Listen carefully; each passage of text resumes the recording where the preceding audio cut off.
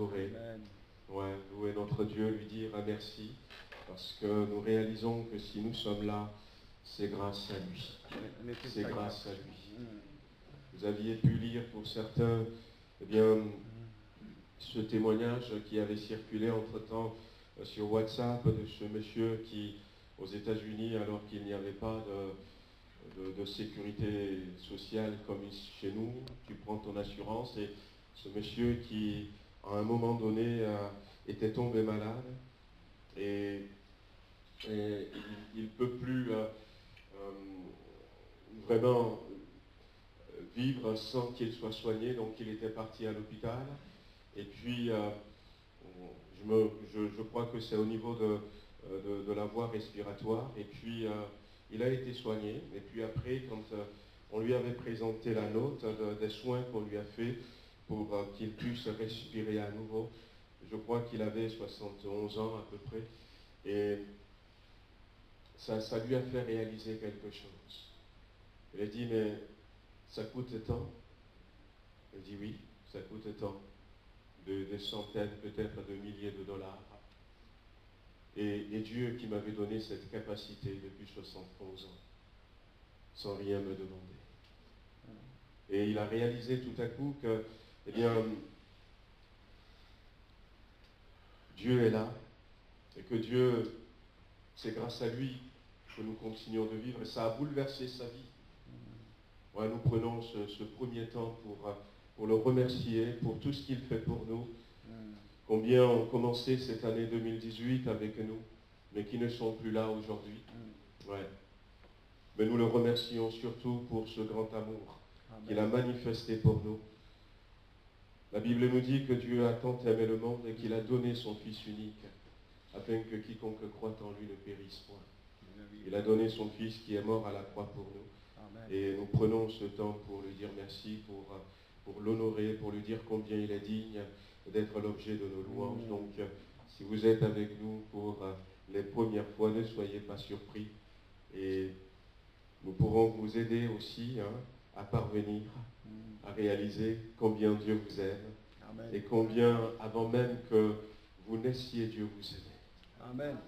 C'est pour ça qu'il peut nous pardonner tout ce qu'on lui fait. Il n'a pas attendu pour dire, ben, je veux voir s'il est taquin, s'il fait trop de bêtises ou moins de bêtises, je vais l'aimer ou pas. Non. Avant même que nous ne soyons nés, il nous aimait. Et peu importe ce que nous avions fait après, il est prêt à nous pardonner. Parce que son amour ne dépend pas de ce que nous faisons, de ce que nous ne faisons pas. Amen. On va passer aux offrandes. Et puis, je vais donner quelques annonces pendant ce temps.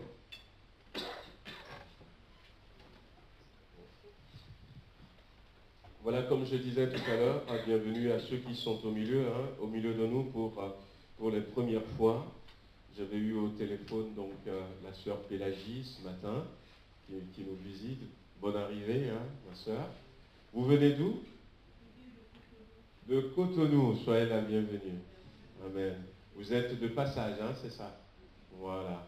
Et elle a voulu adorer avec nous, que le Seigneur la bénisse. Alors, y a-t-il d'autres personnes qui sont là au milieu de nous pour les premières fois? Vous pouvez...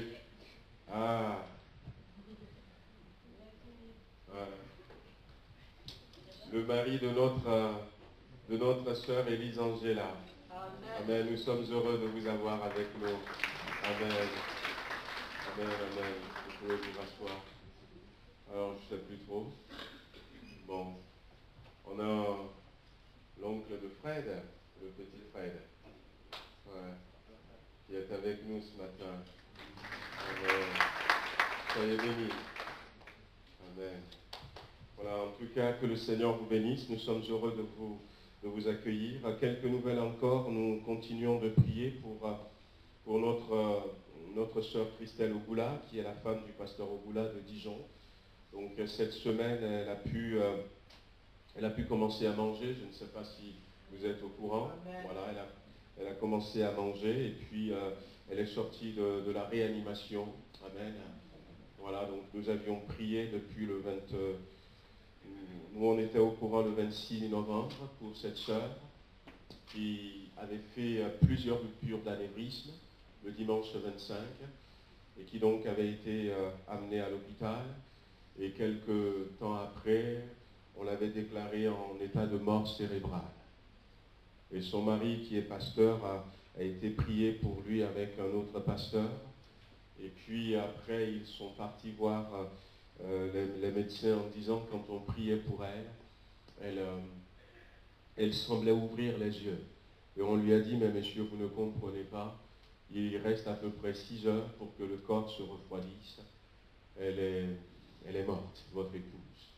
Donc allez chercher vos enfants pour venir la voir une dernière fois. Elle a fait plusieurs ruptures d'anévrisme. Mais gloire à Dieu, cette sœur est réveillée. Amen. Alléluia. Cette sœur est réveillée, elle bouge bien son côté gauche et son côté droit. Alléluia. Amen. Elle respire par elle-même et elle a commencé à manger. Un miracle. Gloire à Dieu. La puissance de Dieu. Amen. Nous avons un Dieu qui nous entend. Amen. Amen. Et nous voulons remercier le Seigneur aussi pour notre sœur Edith. Elle est revenue plus jeune. Et toujours aussi belle. Amen. Gloire à Dieu. Alléluia. Voilà, nous louons le Seigneur pour ses bienfaits, ce qu'il fait. Donc pendant cette semaine, nous avions eu ce moment de jeûne et prière et qui s'était bien passé, gloire à Dieu. On a pu voir quand même que pour ceux qui étaient là, nous avions monté en intensité dans la prière. Nous avions fait différemment des autres fois. Nous avions mis des affiches un peu partout dans la salle. Donc on avait collé là, on a collé là, on a collé là, on a collé là. Et puis c'est des sujets de prière, réveil et vie de l'esprit, renouvellement, baptême dans le Saint-Esprit. On a prié pour l'onction, pour le fruit de l'esprit, manifestation des dons spirituels, guérison et problèmes personnels. Donc, et puis évangélisation, le domaine de l'évangélisation. Il y avait en tout, on avait à peu près, je crois, 8 pôles de prière. On a prié pour la France, on a prié aussi pour notre Église, prié pour nos pasteurs, nos anciens, le bureau. Nous avions prié pour notre relation avec Dieu. Et les gens se dispatchaient un peu partout, ils restaient là où ils voulaient. Et puis on intercédait, on a prié. Et effectivement, on a, comme je disais, on a vu que nous avions monté en intensité. Nous remercions le Seigneur. Vous savez, je disais tout à l'heure qu'on est resté dans Exode chapitre 17, là où Amalek est venu attaquer le peuple de Dieu alors qu'ils étaient dans le désert. Et Moïse va dire à ce moment-là, Josué, choisis-nous des hommes, sors et va combattre Amalek. Le lendemain matin, je vais me tenir sur la montagne, sur la colline, avec le bâton de Dieu à la main, et je vais prier. Et la Bible nous montre dans ce passage que quand Moïse élevait ses mains, en fait, quand Moïse priait là sur la colline, Josué et ceux qui étaient avec lui étaient les plus forts. Mais quand Moïse est fatigué, il baissait les mains, Josué et ceux qui étaient avec lui sont vaincus par Amalek. Et alors à ce moment-là, comme Moïse était monté avec Aaron et Hur, ils l'ont fait asseoir sur un caillou et puis ils ont tenu sa main, chacun de chaque côté, pour que sa main reste ferme. Et la Bible dit que ainsi Josué avait remporté la victoire. Et nous avions pu voir pendant cette semaine qu'il y a beaucoup de combats que nous menons dans notre propre vie, mais la victoire dépend de l'intensité qu'on met dans la prière. La victoire ne dépend pas des armes avec lesquelles nous luttons dans la vallée. La victoire ne dépend pas du nombre que nous sommes. La victoire ne dépend pas de l'ennemi que nous avons en face de nous. Mais la victoire dépend de comment est-ce que nous prions. Nous prions. Nous avions pu comprendre que derrière beaucoup de situations comme celle-là, Dieu voulait nous dire qu'il y a des réalités spirituelles.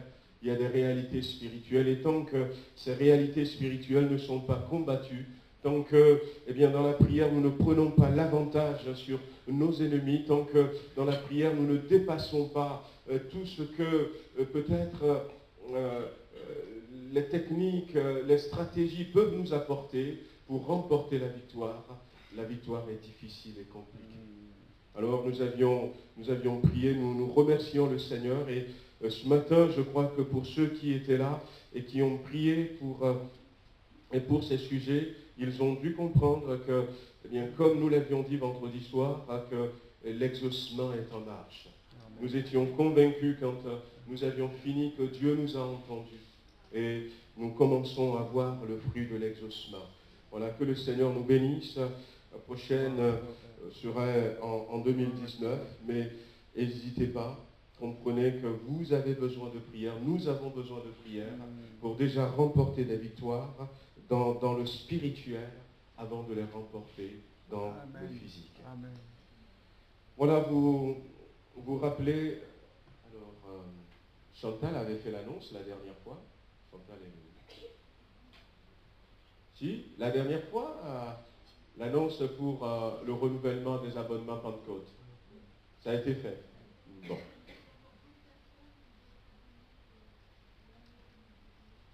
Voilà. Donc s'il y a d'autres personnes qui veulent se réabonner, surtout parmi les nouveaux baptisés, voilà, on vous a offert pendant cette année la revue Pentecôte. Maintenant, si vous voulez continuer à recevoir, il faut sortir le canet de chèque. Abonnement. Vous avez pris goût, les nouveaux baptisés. Donc, allez voir Chantal et abonnez-vous. Il faut que vous vous abonnez, les nouveaux baptisés, là, tous ceux qui ont bénéficié gratuitement, là.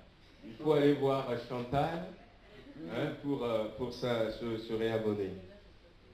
Voilà, je vous rappelle aussi l'inscription pour notre voyage en Israël.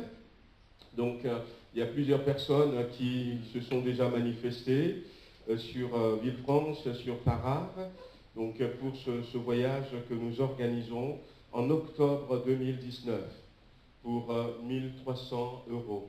Donc il y a beaucoup de choses à visiter et c'est un voyage qui vaut la peine d'aller voir, de passer dans ces endroits qui ne sont pas les mêmes, mais de visiter ces endroits et de réaliser que bien, ce que nous lisons dans la Bible, eh bien, c'est des réalités. C'est des réalités. Quand, par exemple, cette fois-ci, j'étais parti en Israël et puis, pour la première fois, je voyais le tombeau de Salomon.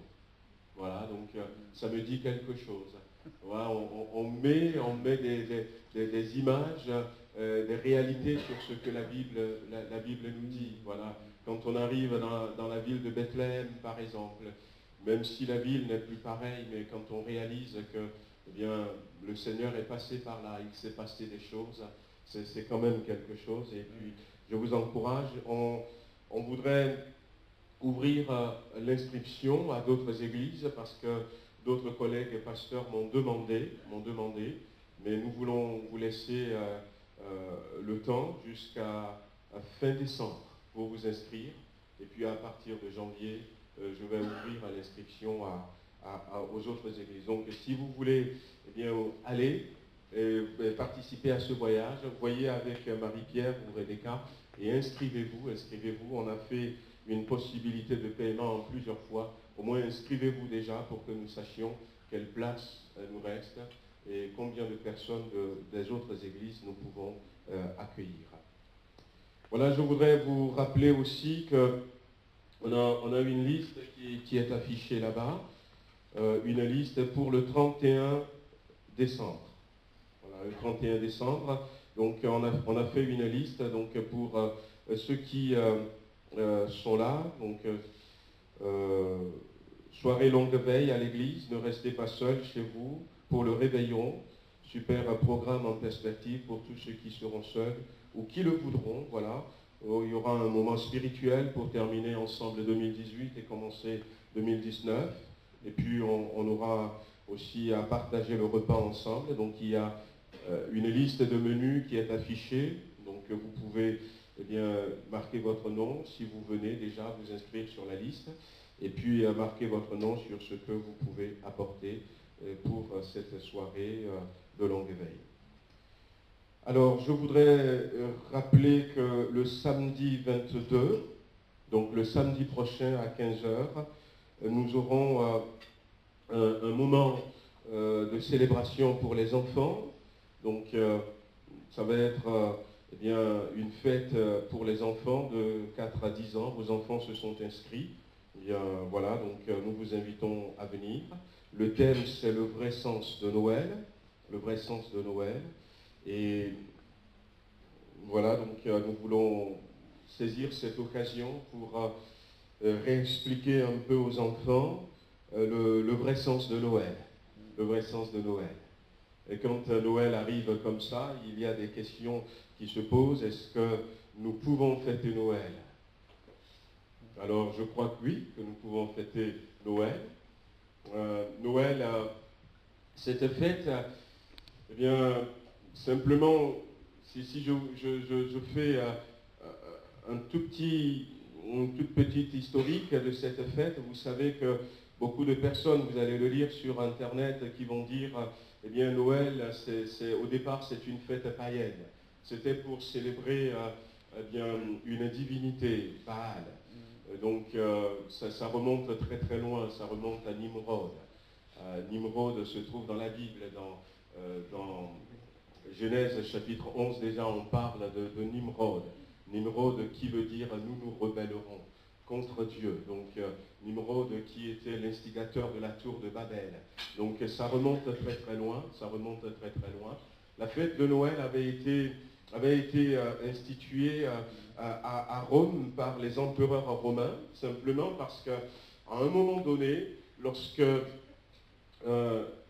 Jésus-Christ est mort, nous voyons dans la Bible que les premiers chrétiens étaient persécutés.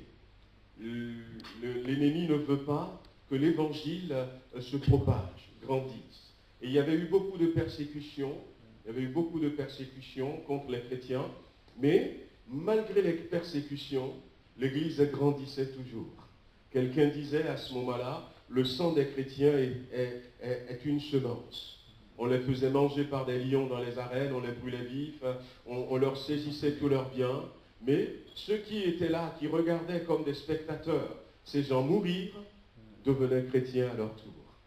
Et ils n'ont jamais su. Et puis à un moment donné, ils ont imaginé, et si nous leur offrons une autre religion, comme on a vu que les gens ils se convertissaient, si nous leur offrons une autre religion, il y avait déjà des divinités qui sont adorées un peu partout, hein, donc dans le monde antique.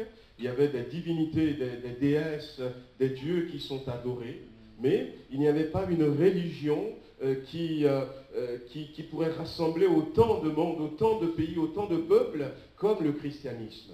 Et si nous leur offrons une autre religion pour les empêcher de devenir chrétiens.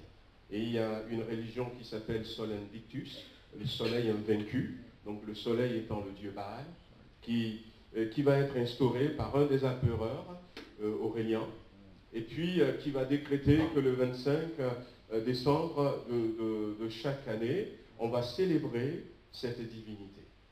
Alors, imaginez à l'époque, il n'y avait pas de télé, il n'y avait pas de téléphone, il n'y avait rien, et ces périodes de fête étaient appréciées par les populations. Et puis on ne sait pas comment, cet empereur est parti, cette religion est restée, et finalement Constantin était devenu empereur de l'Empire. Sa maman à Constantin était chrétienne, et finalement Constantin va devenir chrétien à son tour. Et Constantin étant devenu chrétien, eh bien, va arrêter la persécution contre les chrétiens, va demander que les biens, les propriétés des chrétiens leur soient retournés, et on va reconnaître à nouveau officiellement eh bien, le culte des chrétiens. Alors Constantin va supprimer Sol Invictus, il va arrêter cette religion paganiste, mais il va décider à ce moment-là, eh bien, on va quand même garder la fête, mais on ne va pas célébrer le soleil, on va célébrer Jésus. On va célébrer Jésus. Donc c'est à partir de là que eh bien, les chrétiens sont rentrés là, donc tous les 25, les chrétiens, ils célébraient Jésus.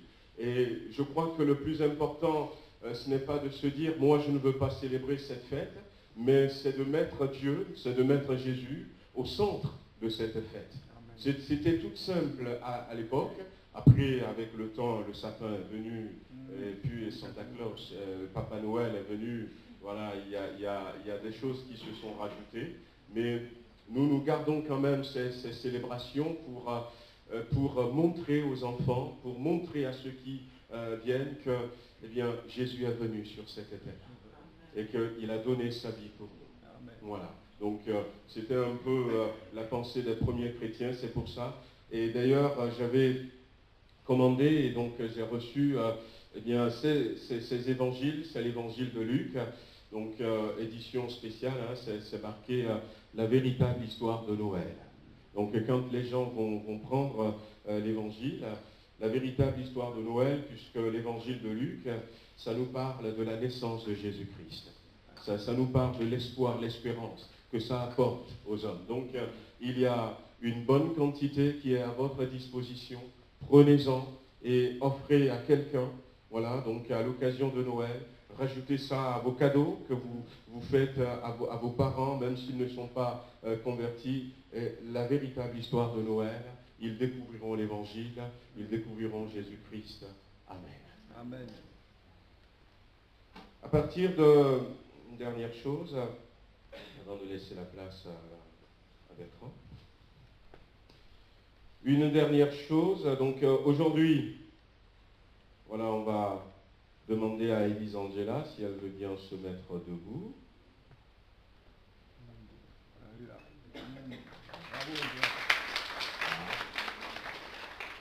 On va demander aussi à Darling donc, de se mettre debout. Amen. Voilà, nos deux sœurs vont passer par les autres baptêmes cet après-midi à 15h. Donc vous êtes tous cordialement invités à partager leur joie. Et c'est pour ça que d'ailleurs on ne va pas rentrer à la maison, on va rester là. On va manger ensemble pour être là les premiers et s'asseoir au premier rang. Voilà, on sera là. Donc il y a Agathe ce midi, donc chacun a apporté un peu, même si vous ne saviez pas, si vous n'avez pas prévu, eh bien vous pouvez rester et manger avec nous, parce qu'il y en a toujours assez pour tout le monde. À partir du mois de janvier, dernière annonce, je regarde bien si je n'ai pas zappé quelque chose.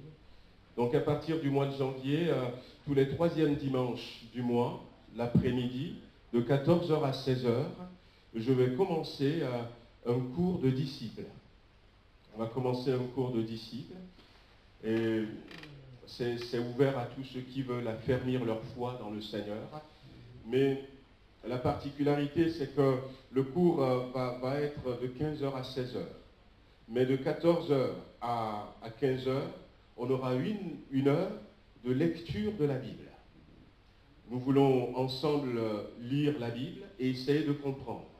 Donc des fois on lit la Bible, on ne comprend pas. La première heure, donc on va commencer par un livre, je ne sais pas peut-être lequel, soit Matthieu, soit Genèse, et puis on va commencer, et puis on lit jusqu'à un certain endroit, et puis on s'arrête, on essaie de comprendre ce que Dieu veut nous dire dans cette parole. Une heure de lecture suivie d'une heure de cours sur les fondements de la vie chrétienne. Voilà, pour ceux qui ont besoin de s'affermir. Donc, notez-le. Donc, le troisième dimanche, ça va être tous les troisièmes dimanches, de 14h à 16h. Voilà. Je vais laisser la place à Bertrand. Ce matin, nous avons le plaisir d'avoir avec nous, donc j'ai fait lever tout à l'heure l'oncle de Fred Junior qui est avec nous. Il y a le papa, donc Fred Senior. Voilà, qui est avec nous. Et puis la maman, donc Homo c'est fait. Ah, je n'ai pas oublié.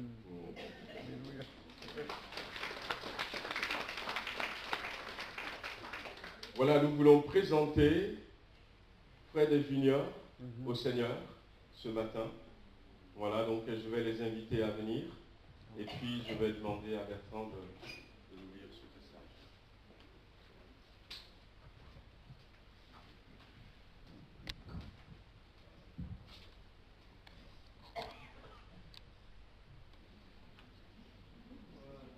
Et le bébé.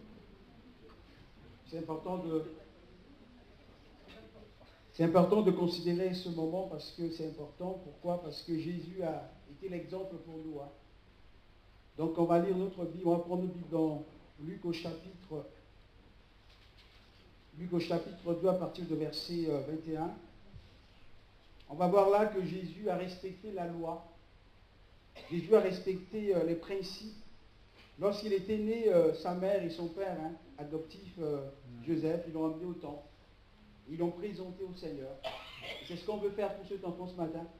Et c'est ce que peut-être vous allez faire pour vos enfants. Hein. Et quand vos enfants sont consacrés à Dieu, quel que soit qu'il y a un problème et qu'il a abandonné l'église, mais l'Esprit de Dieu est là sur lui. Amen. Là où il est, Amen. la main de Dieu est sur lui. Un jour, Dieu va le ramener dans la maison. Alléluia. Donc ce matin, je vais encourager les frères et sœurs, peut-être qu'ils ont, leurs enfants ne sont pas au milieu de tout ce matin, mais qu'ils l'ont consacré au Seigneur. La main de Dieu est sur lui. Le verset 21. Le 8e jour auquel l'enfant devait être circoncis, étant arrivé, on lui donna le nom de Jésus, nom qu'avait indiqué l'ange avant qu'il fût conçu dans le sein de sa mère. Et quand les jours de leur purification furent accomplis, selon la loi de Moïse, Joseph et Marie le portèrent à Jérusalem pour le présenter au Seigneur, suivant ce qui est écrit dans la loi du Seigneur. Tout mâle premier-né sera consacré au Seigneur. Et ce matin, nous voulons faire cela, nous voulons consacrer cet enfant au Seigneur afin que la main de Dieu soit sur sa vie. Amen. Jusqu'à sa vie. Que le Seigneur puisse le bénir, que le Seigneur puisse vraiment être celui qui va le conseiller, qui va l'instruire. Donc ce qu'on va faire ce matin, on va prier pour cet enfant, pour le consacrer au Seigneur. Alléluia. Alors on va vous inviter, si vous voulez, peut-être à vous mettre debout et puis tous ensemble, on va prier pour cet enfant, comme Bertrand l'a dit. La Bible nous dit, et nous le savons, qu'avant même que tu ne naisses, et nous l'avions répété ce matin, Dieu nous connaissait et il a un plan pour la vie de cet enfant. Et nous voulons que cet enfant rentre pleinement dans ce plan. Voilà, donc prions pour cet enfant. Amen. Seigneur, merci, nous voulons prier pour cet enfant ce matin, le consacrer à toi, Amen. afin que cet enfant puisse grandir sous ton contrôle, que tu puisses vraiment contrôler sa vie, que tu puisses vraiment poser ta main sur lui et le bénir dans tout ce qu'il va faire, Seigneur. Nous profitons également pour prier pour ses parents, sa maman, son père, afin qu'ils puissent l'instruire en respectant ce qui est écrit dans ta parole. Et nous prions ce matin que tu puisses vraiment le bénir et que ton esprit soit sur sa vie. Nous le recommandons à toi afin que tout ce qui est dans ce monde pourra influencer sa vie, mais que tu puisses être là devant lui à chaque fois, Seigneur, pour le conduire sur les bonnes voies. Nous voulons te remercier parce que c'est toi qui l'as donné à ses parents, que tu puisses bénir sa famille également ce matin. Que toute la gloire te revienne, Seigneur, dans le nom de Jésus. Amen. Oui, Seigneur notre Dieu, nous le remettons entre tes mains, le petit Fred Junior. Nous te le consacrons et nous te demandons, Seigneur, que les plans et les projets que tu as pour sa vie, que tu lui donnes de marcher dans ces plans, dans ces projets. Nous te consacrons cet enfant, te demandant que lorsqu'il va grandir, lorsqu'il sera en âge de raison, qu'il puisse te choisir. Parce que sa destinée est liée à toi. C'est toi, son Dieu, Seigneur. Et c'est ce que ses parents, Seigneur, veulent déclarer encore ce matin, en l'apportant dans ce lieu, en nous demandant de le remettre entre tes mains. Et nous voyons dans ta parole que lorsqu'on te donne quelque chose, tu le reçois, Seigneur. C'est toute sa vie, Seigneur, son être entier que nous remettons entre tes mains. En effet, Seigneur, ce matin, Nous voulons te prier pour les parents. Nous remettons, Seigneur, frère et Seigneur, entre tes mains. Nous remettons, Seigneur, également la maman entre tes mains, Seigneur. Tu les bénisses, tu les inspires.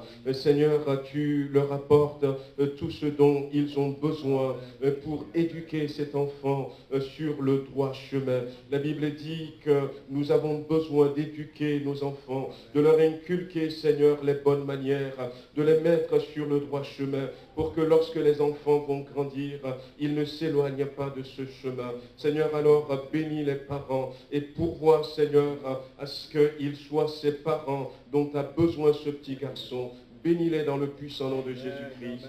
Amen. Amen, Seigneur. Alléluia.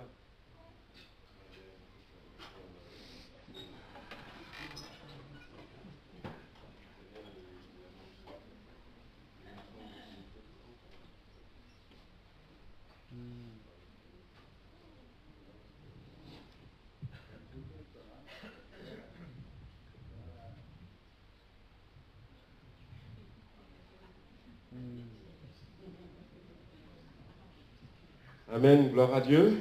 Amen, Seigneur. Béni sois-tu. Voilà, il nous reste encore quelques minutes. On va ouvrir la parole de Dieu pour partager une pensée.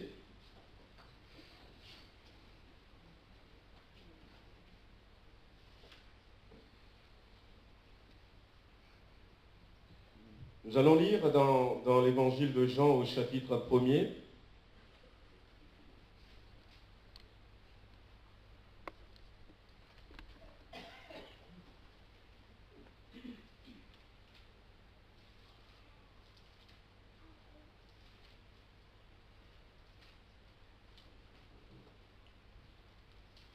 On va lire à partir du verset 35. Jean chapitre 1, verset 35.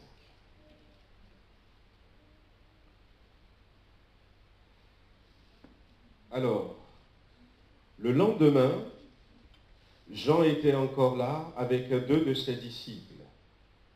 Et ayant regardé Jésus qui passait, il dit, « Voilà l'agneau de Dieu. » Et les 2 disciples l'entendirent prononcer ces paroles. Et ils suivirent Jésus. Jésus se retourna, et voyant qu'ils le suivaient, il leur dit, « Que cherchez-vous » Ils lui répondirent, « Rabbi », ce qui signifie maître, « où demeures-tu » ? « Venez, leur dit-il, et voyez. » Ils allèrent, et ils virent où il demeurait. Ils restèrent là, auprès de lui ce jour. C'était environ la 10e heure. André, frère de Simon, Pierre, était l'un des 2 qui avaient entendu les paroles de Jean et qui avait suivi Jésus. Ce fut lui qui rencontra le premier son frère Simon, et il lui dit, « Nous avons trouvé le Messie », ce qui signifie le Christ. Et il le conduisit vers Jésus. Jésus l'ayant regardé dit, « Tu es Simon, fils de Jonas, tu seras appelé Céphas », ce qui signifie Pierre. Voilà le contexte sur lequel nous voulons méditer ce matin. La Bible nous dit qu'il y avait Jean-Baptiste, qui était là, avec ses disciples. Et puis, c'était le lendemain, puisque la veille, Jean avait déjà parlé de Jésus. Et là, Jésus passait à nouveau. Puis Jean va dire, « Voilà l'agneau de Dieu ». Et en disant cela, 2 de ses disciples, est-ce qu'il y en avait plus? Je ne sais pas, mais 2 de ses disciples qui ont entendu leur maître dire ça, se sont levés et ils ont quitté leur maître, ils ont suivi Jésus. Ils ont suivi Jésus. Et puis à un moment donné, Jésus, sachant que les gens le suivaient, va se retourner, « Mais que cherchez-vous » Et ils vont dire, « Où demeures-tu » Nous l'avions lu tout à l'heure. Et c'est vrai que quand Jésus était sur terre, nous savons qu'il attirait les attentions. Il attirait les attentions. Les gens ont envie de le voir. l'histoire de Zachée. Si vous vous souvenez, dans l'évangile de Luc, au chapitre 19, Zachée cherchait à voir qui était Jésus, qui était Jésus-Christ. Mais là, dans ce passage, j'aimerais m'arrêter sur trois points que j'ai pu dégager dans l'attitude et puis dans ces quelques versets que nous avions lus. Et ce premier point, c'est simplement la réaction de... Nous avions vu tout à l'heure que, eh bien, un de ses disciples s'appelle André, l'autre n'a pas donné son nom, l'autre n'a pas l'habitude de donner son nom parce que c'est l'évangéliste Jean qui était avec André. Et l'attitude de André et de Jean l'évangéliste, il sera l'évangéliste plus tard. L'attitude de ces deux disciples qui ont quitté leur maître. Là, nous voyons quand même que, eh bien, ils ont compris quelque chose. Ils ont compris quelque chose. Ils ont compris le plus important dans la vie. Ils ont entendu ces paroles, « Voilà l'agneau de Dieu ». Et là, ils ont dit, mais c'est celui que nous devons suivre. C'est celui que nous devons suivre. Jean n'a pas résisté. Jean même a voulu que ça se passe comme ça, puisque beaucoup plus tard, Jean dira, il faut que Jésus croisse et que moi je diminue. Jean n'avait pas caché cette bonne nouvelle. Mais en entendant ce mot, voilà l'agneau de Dieu, ses disciples ont compris quelque chose. Ils ont compris que Jésus-Christ est plus qu'un simple homme. Ils ont compris, peut-être parce que à ce moment-là, ils étaient des Juifs, ils étaient peut-être des religieux, ils attendaient le Messie, ils attendaient l'agneau de Dieu. Ils attendaient la délivrance d'Israël. La Bible nous dit dans le passage que Bertrand avait lu tout à l'heure, si nous continuons un peu, que ce jour-là où Jésus avait été présenté dans le temple, un homme qui s'appelait Siméon a été poussé par le Saint-Esprit à aller au temple. Et lorsqu'il était arrivé au temple, il avait vu Jésus, il a pris dans les bras, comme moi j'ai pris Fred et Junior tout à l'heure, et il va louer, il va glorifier le Seigneur. Et il dira à Dieu, maintenant tu peux laisser mourir ton serviteur, parce que mes yeux ont vu le salut de Dieu, le Messie de Dieu. Et ils ont compris. Nous, aujourd'hui, on a la Bible. On a la Bible et on a la parole de Dieu qui va nous révéler plus tard que Jésus, c'est la lumière du monde. Amen. Que quiconque marche derrière lui ne marchera pas dans les ténèbres. Nous comprenons aujourd'hui que Jésus, c'est le pain de vie. Que celui qui le reçoit n'aura plus jamais faim. Nous comprenons aujourd'hui, nous, que Jésus-Christ, il est, comme la Bible nous dit, la vérité. La vérité qui ne se trouve pas dans une encyclopédie, la vérité qui ne se trouve pas au bout d'une longue étude, la vérité qui est une personne, qui nous éclaire et qui nous guide et qui nous montre. Nous avions compris aujourd'hui que Jésus, il est le chemin, il est la vie, la vraie vie. Nous avions compris, nous, que Jésus-Christ, il est la résurrection. Que quiconque se donne à Christ ne meurt jamais. C'est ce que lui-même il dira dans Jean chapitre 11. Que lorsque nous lui appartenons, eh bien, au dernier moment, il va nous ressusciter. Amen. Et il a prouvé dans sa parole. Ils ont compris ce que Jésus-Christ va dire. Qu'il est là pour... il est l'agneau de Dieu. Il faisait allusion à quoi? Il est l'agneau de Dieu. Il faisait allusion au pardon de nos péchés. Amen. Tout à l'heure, quelqu'un avait entonné ce cantique, quel sauveur merveilleux je possède. qui s'est sacrifié pour moi. Ils ont compris cela. Dans l'ancienne alliance, eh bien, pour le péché du peuple, une fois par an, le souverain sacrificateur, eh bien, faisait des sacrifices d'animaux et va porter le sang devant Dieu. Mais tout au long de la Bible, il y avait cette annonce qu'un jour, c'est Dieu qui donnera lui-même son agneau, qui sera sacrifié, non pas chaque année, mais une fois pour toutes, pour toute l'humanité, Alléluia. pour le pardon de leurs péchés. Ils ont compris cela. Voici l'agneau de Dieu. Ils ont compris cela. Qu'auprès de Jésus-Christ, ils peuvent avoir le pardon de leurs péchés. Oui. C'est ce qu'ils ont compris. C'est leur attitude. Mais, voyez-vous, ce qui me concerne dans ce passage, il a dit, voici l'agneau de Dieu. Mais c'était suffisant. C'était suffisant pour que ces deux hommes se séparent de lui. Et ce matin, ma prière est que cette parole, ce que nous disons, soit suffisante pour que quelqu'un comprenne que Dieu l'aime. Dieu l'aime. On l'a cité ce matin, on a parlé de son amour. Dieu nous aime.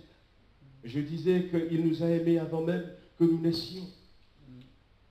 Il y a certaines personnes qui nous disaient des fois, eh bien, est-ce que tu penses que Dieu peut me sauver? Est-ce que tu penses que Dieu peut me pardonner? J'ai fait tellement de mauvaises choses. Mais l'amour qu'il a pour toi a commencé avant même que tu ne naisses. L'amour qu'il a pour toi ne dépend pas de ce que tu as fait ou ce que tu n'as pas fait. Alors ce matin, comprends que quel que soit ce que tu as fait, eh bien, il est capable. Et il veut te sortir de là. La Bible dit dans 2 Corinthiens, chapitre, on va lire 2 Corinthiens, chapitre 3, et le verset 18.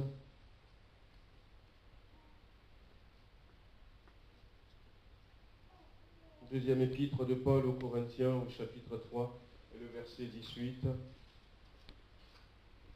Nous tous qui le visage découvert, contemplons comme dans un miroir la gloire du Seigneur, nous sommes transformés en la même image, de gloire en gloire, comme par le Seigneur l'Esprit. Ils ont compris que lorsque on suit Jésus, lorsqu'on s'attache à lui, il y a un changement, une transformation qui s'opère dans notre vie. Dans notre vie. Lorsque nous voyons des chrétiens nés de nouveau, nous voyons des gens différents. Voyons des gens différents. Je ne sais pas si je vous avais raconté le témoignage de cette dame aux États-Unis qui a été plusieurs fois en prison. Plusieurs fois en prison. Et la dernière fois où elle avait été, elle était tombée sur quelqu'un qui passait dans les prisons, un aumônier qui passait dans les prisons et qui parlait de Jésus-Christ. Et puis, elle avait saisi ce message. Elle avait donné son cœur, sa vie à Jésus-Christ. Quelque temps après, seulement, peut-être 2-3 jours après, on la libérait. Et quand elle partait, les gardiens de prison lui disent « À bientôt !» Jusqu'elle revenait toujours. Et elle a dit « Non, cette fois-ci, je ne reviendrai plus. J'ai donné ma vie à quelqu'un qui va me transformer. Il a déjà commencé à ôter de mon cœur toute cette colère, cette haine, ce mal-être que j'ai. Et je sais qu'il va me transformer. » Et elle n'était plus retournée en prison. Alléluia. Ils ont compris que l'évangile, ce ne sont pas que des mots, Mais c'est une réalité. Amen. C'est une réalité. Et ils l'ont suivi. Voici l'agneau. Voilà l'agneau de Dieu. Ils ont compris tout cela. Puissent quelques-uns ce matin comprendre la même chose et décider de suivre Amen. Jésus-Christ. Ils ont suivi Jésus, deuxième point. Ils ont suivi Jésus. Et quand ils ont suivi Jésus, Jésus se retourne, j'en ai parlé tout à l'heure. Jésus se retournant, et voyant qu'ils le suivaient, il leur dit, que cherchez-vous? Que cherchez-vous? C'est le deuxième point, que cherchez-vous? Jésus va poser cette question. Et peut-être que ce matin, Jésus pose cette question à quelqu'un. Que cherches-tu? Que recherchez-vous? Que recherchez-vous? Voyez-vous, beaucoup de personnes suivaient Jésus quand il était sur la terre. Il y avait des foules qui le suivaient. Mais des gens, des fois, suivaient Jésus-Christ pour des raisons variées. Pour des raisons variées. Chacun a sa propre raison de suivre Jésus. Je ne sais pas quelle est la vôtre ce matin. Un jour, la Bible nous dit dans les évangiles que la foule cherchait Jésus-Christ. Et à un moment donné, ils ont vu que Jésus n'était pas là. Ils ont compris que Jésus a pris la barque pour aller de l'autre côté. Alors ils ont pris eux aussi des barques. Et ils ont suivi Jésus-Christ, une foule nombreuse. Et alors finalement, quand ils ont trouvé Jésus, ils ont dit, oui, nous te cherchions. Quand est-ce que tu es venu ici? Et Jésus va leur dire, vous me cherchez, non pas parce que vous avez vu un miracle de Dieu, mais vous me cherchez parce que vous avez mangé et vous êtes rassasiés. C'est dur pour tout le monde, pas que pour les gilets jaunes. Et à ce moment-là, ils ont trouvé quelqu'un qui peut remplir leur frigo, qui peut remplir leur ventre, alors ils le suivaient. Et Jésus va dire comme ça, vous me suivez parce que vous avez mangé, vous êtes rassasiés. Quelle est la raison qui nous amène à l'église? Quelle est la raison qui, nous a amenés ici ce matin? Quelle est la raison qui nous fait suivre Jésus-Christ? Pourquoi me cherchez-vous? Pourquoi me cherchez-vous? Voyez-vous, ce qui est le plus important, c'est qu'il y a beaucoup de personnes qui disent « j'aime Dieu, j'aime Dieu, j'aime Dieu, j'aime Dieu ». Mais l'amour que nous pourrons avoir pour Dieu sera forcément testé. Si nous aimons Dieu parce que, il nous bénit, ou si nous aimons Dieu parce que il est celui qui est devenu notre Père, tout simplement. Si nous l'aimons pour qui il est. Imaginez-vous, amis qui êtes là ce matin, frères et sœurs, imaginez-vous que, vous rencontrez une jeune fille, rencontre un garçon, et puis le garçon qui lui dit, je t'aime. Mais qui ne l'aime que parce que cette jeune fille lui apporte toutes sortes de choses. Peut-être qu'elle est argentée, elle a des moyens, et elle lui apporte... Tu ne l'aimes que pour ce qu'il t'apporte. Eh bien, je ne crois pas que la jeune fille serait contente. Et même si il se marie, je ne crois pas qu'elle sera heureuse quand elle va réaliser que son époux ne l'aime que pour ce qu'elle lui apporte. Mais combien sommes-nous, frères et sœurs, qui aimons Dieu simplement parce qu'il nous apporte quelque chose? Ça se ressent des fois dans nos prières. Si nos prières, c'est chaque fois « donne-moi, donne-moi, donne-moi », « fais-moi prospérer, secours-moi, interviens pour moi », c'est pour ça encore que ces moments de louange que nous avons dans nos cultes sont des moments importants. Où l'accent n'est pas focalisé sur ce que le Seigneur peut faire pour nous, mais qui il est, ce qu'il a déjà fait pour nous, la reconnaissance de notre cœur, le remerciement que nous pouvons lui apporter.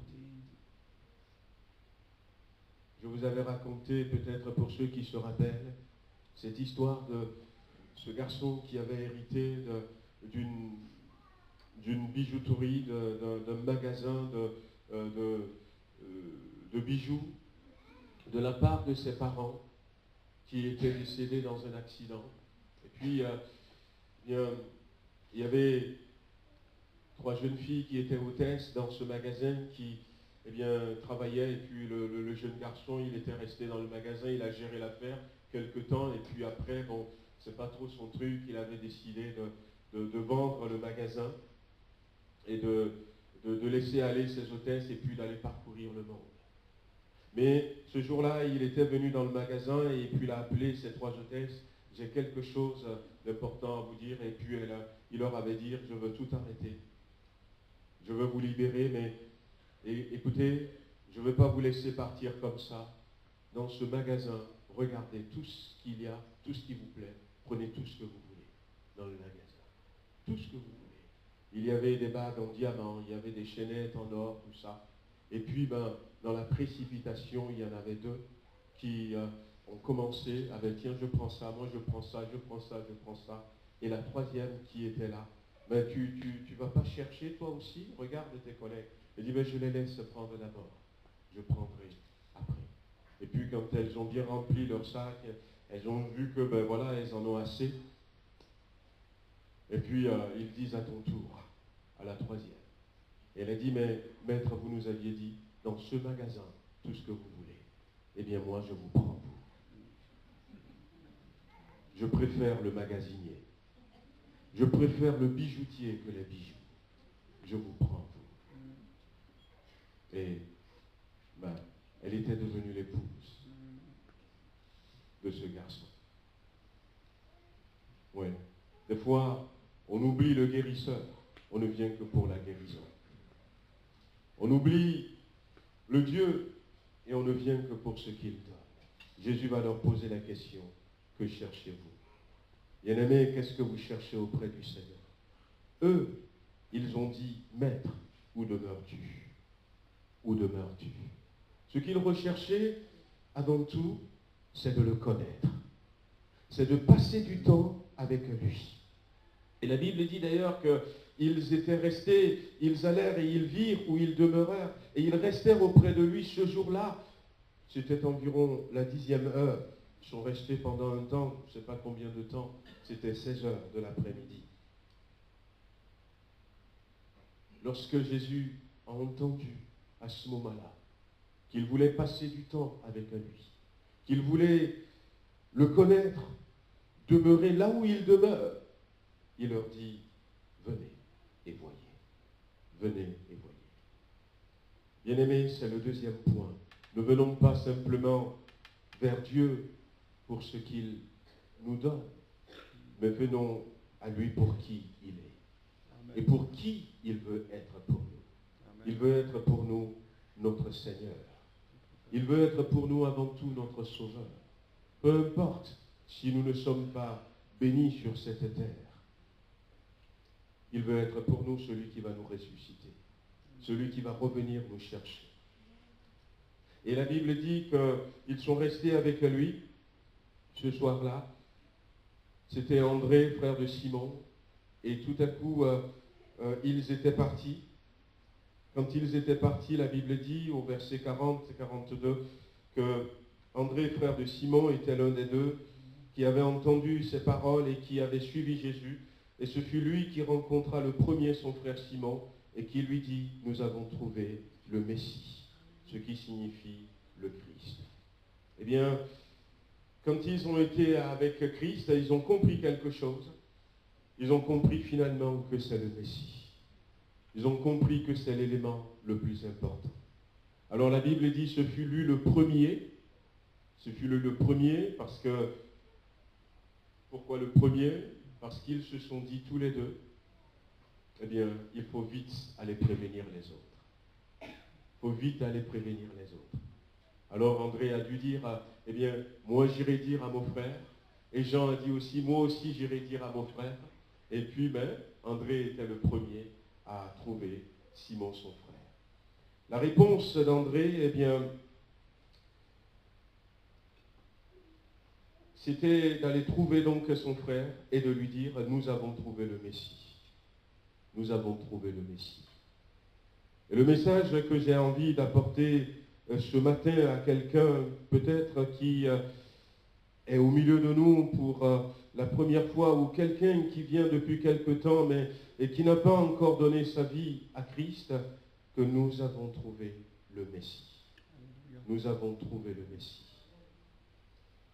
Nous vous invitons à venir vous aussi. Et la preuve, lorsque André va amener son frère Pierre, la Bible dit Simon, Jésus va lui donner tout à coup le nom de Pierre. C'était la première des choses que Jésus va faire. Elle dit, tu es Simon, fils de Jonas, tu seras appelé Pierre. Parce que André a eu le courage de partager cette bonne nouvelle. Parce que André a amené son frère. Ce qui s'était passé, c'est que, eh bien, Jésus-Christ a changé, a transformé Pierre. Jésus l'a sauvé. Jésus l'a sauvé. Ce matin, eh bien, l'attitude de ces deux disciples nous invite, nous aussi, frères et sœurs, à ne pas baisser les bras. Donc, à réaliser qui est réellement Jésus-Christ. Nous avons trouvé le Messie. Nous avons trouvé le Messie. Pour le juif de l'époque, ça a eu une résonance particulière. Ça faisait des milliers d'années qu'ils attendaient le Messie. La première fois où Dieu a parlé d'un sauveur du monde, c'était dans le jardin d'Éden. C'était dans le jardin d'Éden. Et ça faisait au moins 4000 ans avant que Christ ne vienne. Et Jésus va réitérer cette promesse tout au long. Ils attendaient cela. Nous avons trouvé le Messie. Et le Messie, eh bien, c'est celui que nous attendions. Mais nous avons trouvé le Messie. Le Messie, c'est celui qui vient, comme j'ai dit tout à l'heure, solutionner tous nos problèmes. Celui qui vient nous réconcilier avec Dieu. Nous réconcilier avec Dieu. Imaginez, eh bien, que vous soyez propriétaire d'une maison. Et que quelqu'un était venu et puis par des mensonges, par des magouilles, ils savent faire par des informations un peu erronées, vous a réussi à vous exproprier de votre maison. Et là, vous êtes furieux, vous êtes en colère. Et si ça se passait encore en hiver, imaginez la chose, et puis vous avez saisi la justice. Et la justice vous donne raison. Et dit, mais on va vous retourner votre maison. Mais attendez la fin du processus. Et vous êtes là dans cette espérance. Quand est-ce que je vais retrouver ma maison? Quand est-ce que je vais quitter peut-être le dehors, où j'ai froid? Quand est-ce que, eh bien, je vais sortir de cette vie où après peut-être j'ai loué une maison, il y avait du bruit un peu partout alors que j'ai eu une belle maison. Il y a cette attente sur le cœur. Et puis tout à coup, quelqu'un a entendu dire, ça y est, c'est fini. La restitution de la maison est possible maintenant. Et il garde cette nouvelle pour lui, à votre détriment. André et Jean ont dit non, on ne va pas faire comme ça. On ne va pas faire comme ça. Ils ont couru vers leur famille. Nous avons trouvé le Messie. Comme quelqu'un qui venait vers vous dans cette situation avec un papier, c'est bien. Vous pouvez reprendre votre maison. Et c'est pour ça que Pierre est parti tout de suite.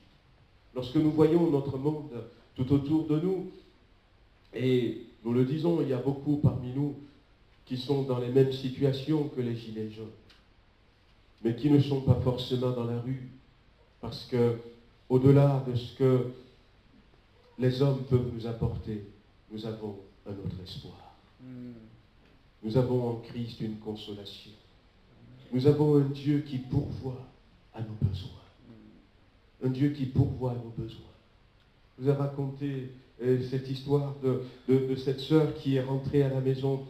Eh bien, Et puis, avant son mari, après le culte, et son mari arrive, il a invité des frères, des sœurs, et ils se sont retrouvés à 10 autour de la table. Et la sœur ne savait pas quoi faire. Et avec un seul poulet, rôti. Et elle ruminait à l'intérieur d'elle-même en disant, il aurait quand même pu me prévenir. Alors à un moment donné, quand il a pu avoir son mari, tu aurais quand même pu me prévenir. Je connais quelqu'un qui fait souvent ça aussi. Tu aurais quand même pu me prévenir. Il n'y a qu'un seul poulet rôti. T'inquiète pas, chérie, Dieu pourvoira. Ben, si tu le dis. Et après, quand le moment de manger, la viande était arrivée, elle a découpé le poulet, elle a mis dans une assiette et puis elle a donné aux frères. Quand vous voyez la vidéo, eh bien le premier, il s'est bien servi. Et la dame dit, il voit quel nombre on est autour de la table. Et il se sert comme ça. Et puis il passe le plat à l'autre. Et curieusement, le plat a fait le tour. Il restait encore du poulet. Alléluia. Nous avons un Dieu qui pourvoit. Amen. Nous avons un Dieu qui pourvoit. Je peux vous raconter des miracles. Nous avons un Dieu qui nous change. Nous avons un Dieu qui est là avec nous et qui pose sa main sur notre épaule quand ça ne va pas. Nous avons un Dieu, regardez cette histoire que je vous ai racontée, la femme du pasteur. Tout de suite, quand elle était tombée, le pasteur a prié. Mais le monde n'a pas cet espoir. Le monde n'a pas cette espérance. Nous avons trouvé le Messie. Nous avons trouvé la réponse. La réponse ne se trouve pas ailleurs. Certes, il y a beaucoup de choses bien que le monde nous propose. Mais nous avons le Messie. Amen. Je crois que la réponse de ces gens, eh bien, c'est aussi un appel à la prière. Alors, n'oubliez pas le petit évangile de Luc, que le Seigneur nous aide. Alors, il y a quand même quelque chose, je vais terminer par ce point ce matin.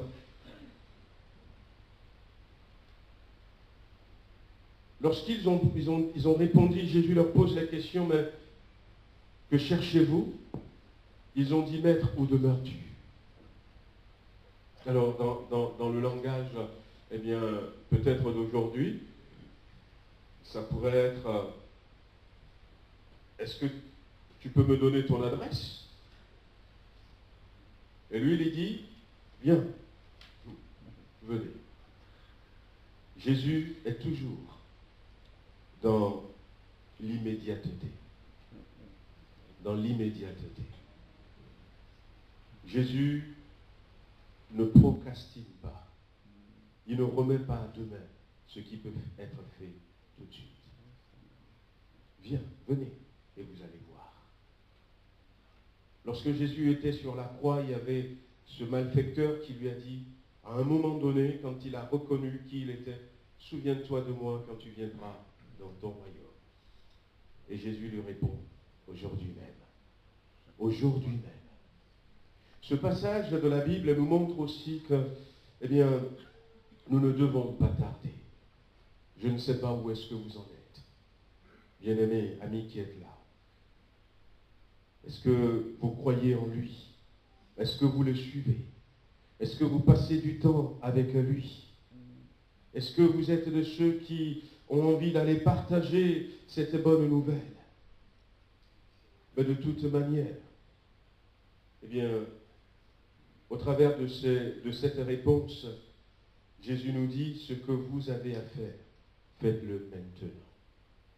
Faites-le maintenant. N'attendez pas. N'attendez pas.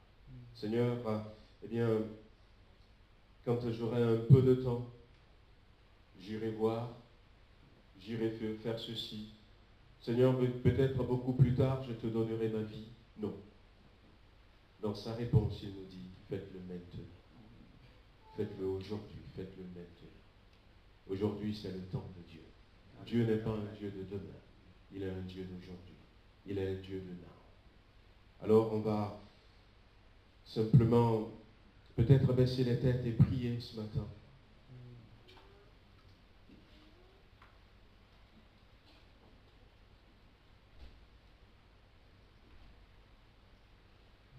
Nous voulons prier dans nos cœurs dans un premier temps. Peut-être que Dieu a parlé à quelqu'un au travers de tout ce qu'il a entendu ce matin. Et que ce que Dieu attend maintenant, c'est que la personne puisse prendre une décision, puisse se positionner. Notre vie est une succession de choix, de décisions que nous faisons. Peut-être que quelqu'un a compris ce matin que il a besoin de s'offrir, d'offrir sa vie à son tour à celui qui est venu pour nous sauver et partager sa gloire. Quelqu'un a compris, avec les quelques mots qui ont été cités, qu'il a besoin de Jésus-Christ. C'est maintenant qu'il faut lui donner sa vie. Peut-être que tu ne passes pas beaucoup de temps avec ton Seigneur. Et toutes tes prières, c'est donne, donne, donne, donne. Fais-moi, fais-moi, fais-moi. Pourquoi pas ce matin lui dire, je veux à partir de maintenant passer du temps avec toi, te connaître à toi. Toi qui as quitté ton ciel de gloire, toi qui es venu pour moi, m'attacher à toi. Seigneur notre Dieu, nous voulons te bénir encore pour ce matin. Nous remercions pour ce bon moment de louange que nous avions eu pour la dédicace de Fred et Junior, pour toutes les bénédictions que tu as déversées sur nos vies. Nous voulons te remercier pour cette petite exhortation que j'ai apportée ce matin, qui nous invite, nous aussi, Seigneur, à réaliser qui tu es réellement et à te suivre. Ils ont réalisé au travers de cette simple phrase, « Voici l'agneau de Dieu ». Ils ont réalisé toute la dimension, toute l'importance de ta personne, et ils ont décidé de te suivre, de rester avec toi, Seigneur. Tu vois combien de personnes sommes-nous ce matin qui ne s'intéressent à toi que à cause de la guérison ou à cause de ce que tu peux nous apporter. Viens changer les motivations des cœurs ce matin. Viens nous donner, Seigneur, de ne pas passer à côté de l'essentiel. L'essentiel, ce n'est pas ce que nous recevons. L'essentiel, c'est ta personne. Amen. Peut-être il y a quelqu'un qui a besoin de donner sa vie à toi ce matin. Aide-le à faire ce pas. Aide-le à faire ce pas. Seigneur, nous te remercions dans le beau et précieux nom de Jésus-Christ. Amen. Amen.